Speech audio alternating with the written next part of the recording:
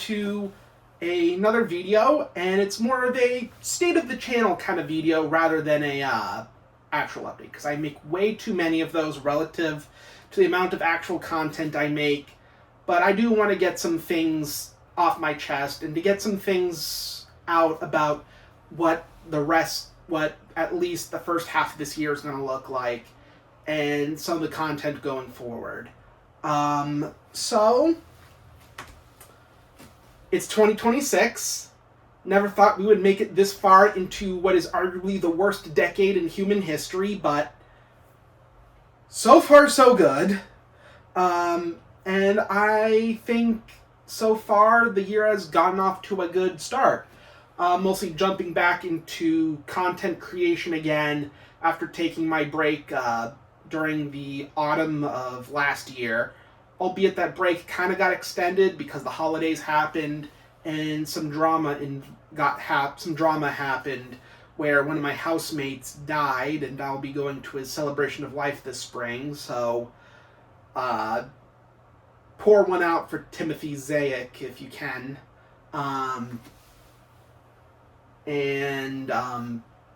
But yeah, after a few hiccups and a bit of reliance on some, crappy, quickly slapped together YouTube shorts, I was able to start making regular videos again. And so far so good. I even did a few live streams, so that's good. That's good. But I do want to mention what's the rest of the year is going to look like.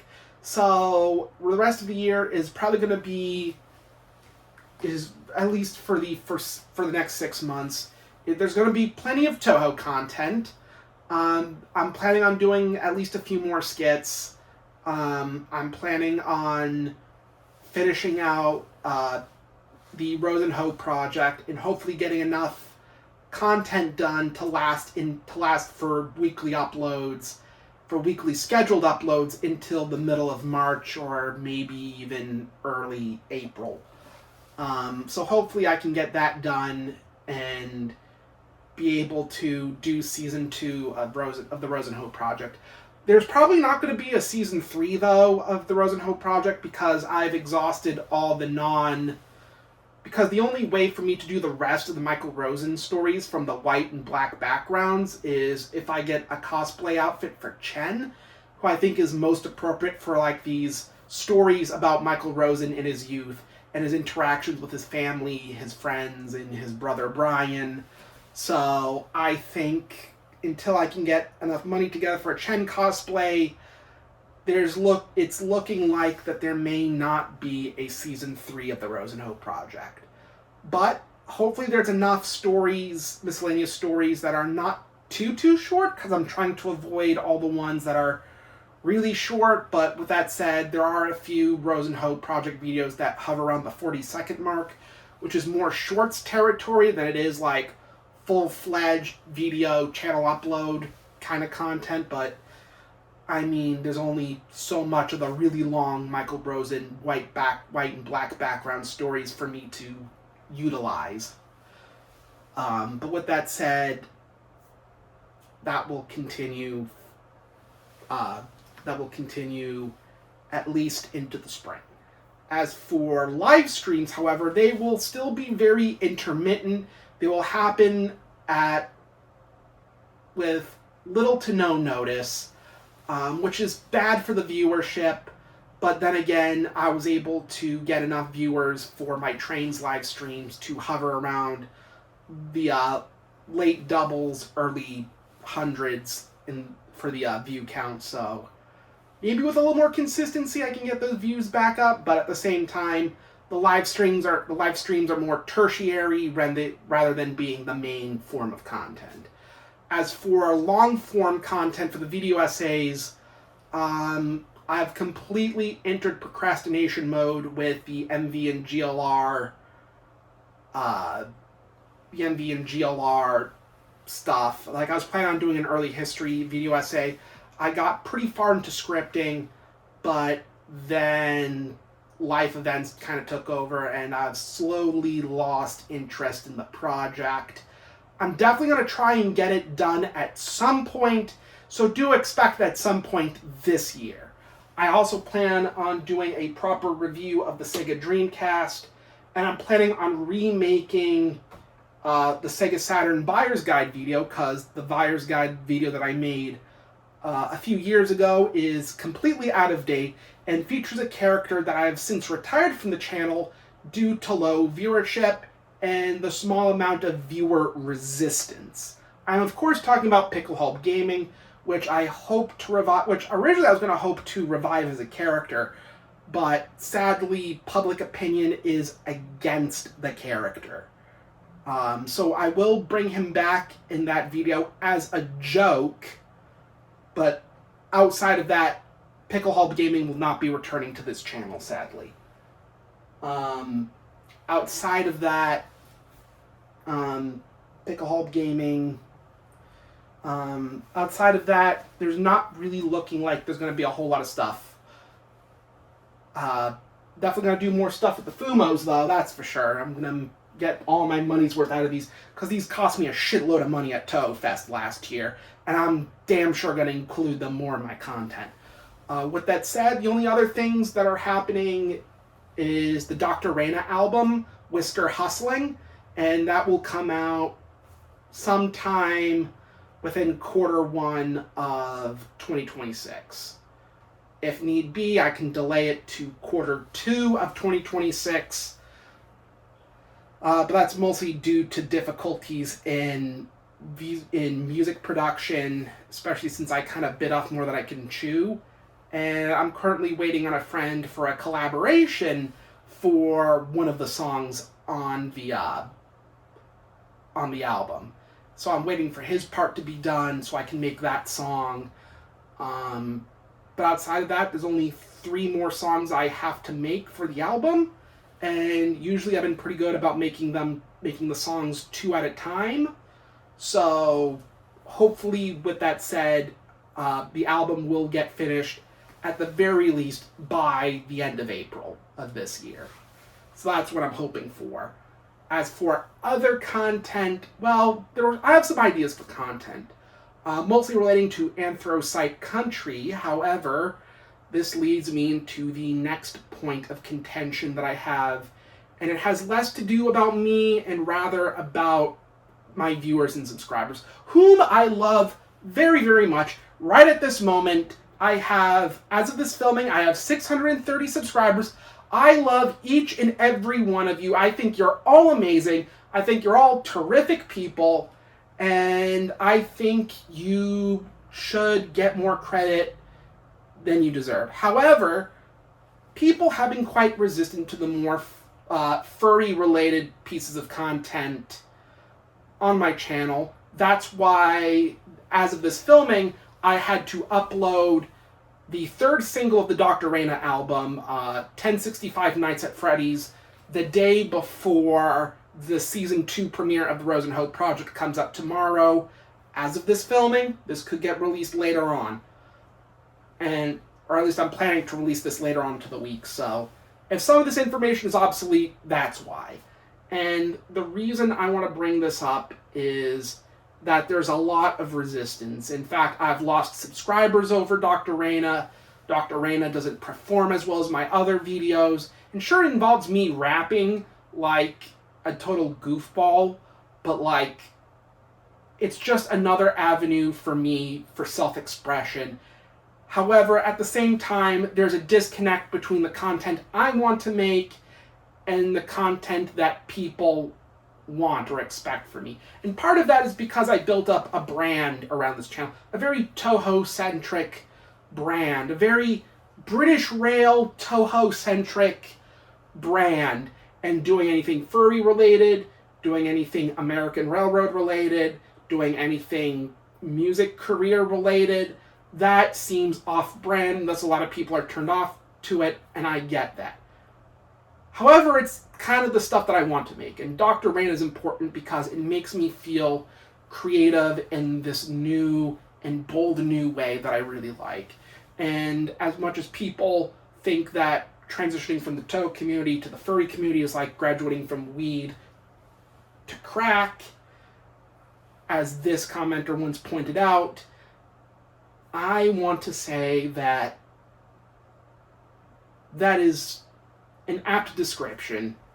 But I'm not transitioning away from one community to another. I am not going to pull a Suwaku and go from making one sort of content to another. There will always be a place for Toho-related content on this channel. However, because the amount of money I'm planning to invest in furry-related activities and furry-related materials, there's going to be a new component to this channel. However, it's only going to be in a limited capacity because of the resistance from subscribers and from viewers. So a lot of the furry shit's going to happen on this channel are mostly going to be in the form of cameos, small inclusions into the Toho skits. In fact, when I get the fursuit, I'm planning on making a Toho skit where the joke is Rand knows an anthro, and the anthro works for the people, what is it, like that weird family that runs, basically that anthro has a job as one of the protagonists of the Thunderbirds. And there's going to be a really cool thing where I'm going to integrate live action footage with the footage from the Fire Flash landing of the Thunderbirds. And it's going to be really funny because I'm going to include voice clips from the Tourette's guy. And it's a very cool idea that I have that I want to do, but it's going to take a while because money, fursuits, that sort of thing. And however, it is also an example of how that content is going to be integrated into the Toho-related stuff, except for Anthracite Country, which I have developed a particularly large Word document of lore and explanations and stuff, and I want to do more videos with that. In fact, I'm planning at some point to make an Engines of Amtrak style series about the locomotives and some of the concepts, such as UMU, which is uppercase U, lowercase m, uppercase U, stylized the same way that UU is, but it's actually an acronym for Universal Multiple Unit, which refers to a system in which any locomotive equipped with it can interface with any other locomotive equipped with UMU. So you could have a Baldwin, an Alco, an EMD, and a GE locomotive, maybe even a Fairbanks Morse locomotive, have them all lashed up in the same consist, and all of them interact with each other as a multiple unit, as if they came from the same builder. There's also Protolock, the Protogen Locomotive Diagnostics interface, which allows a lot of first gen, second gen, even some third gen diesel locomotives to be computerized and allow a protogen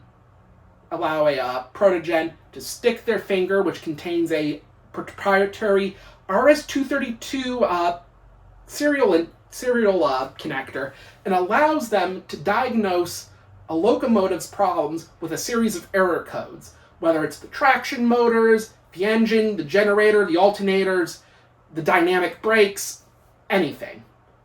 And I even came up with various timetabled services, and I'm currently building this into a trains route. And I've already done a Railroad Tycoon 3 scenario based off of it, but the thing about that is, even though it's railroad related, which is part of my channel's MO, by the way, trains might not appear as much on this channel as I want it to, but believe me, they are a part of this channel. Because it's tangentially furry related, that I'm afraid that there will be viewer resistance to it. That's why I made that one channel post that one time, saying that I'm not going to make any content out of it. However, I have since changed my mind, and I might do a trial run of the content. However, that requires me to somewhat finish the trains route, which is still very much unfinished. Only three stations are available. Only a handful of interactive industries are available, and only one has a somewhat complete town to it. And I realized that making cities and trains fucking sucks. just a shitload of buildings and having to put them in places. No, I'd rather just lay down track in interactive industries and watch the trains go by. That's all I want. But sadly, because I'm afraid of viewer resistance, I'm not going to blame you guys, right? I'm not going to blame you guys because you have your own tastes. And frankly, the public perception of the furry community outside of the furry community is frankly egregious. Mostly because I think the furry community is way too accepting of way too many people and always finds itself in a position where they're surprised, oh no, we allowed bad actors into our community because we're way too open. How could possibly see this happening? But at the same time, that's life. There will always be bad actors ruining the reputation of various organizations and groups, and that's always going to happen. No, this is not about the war in Gaza. Anyway, but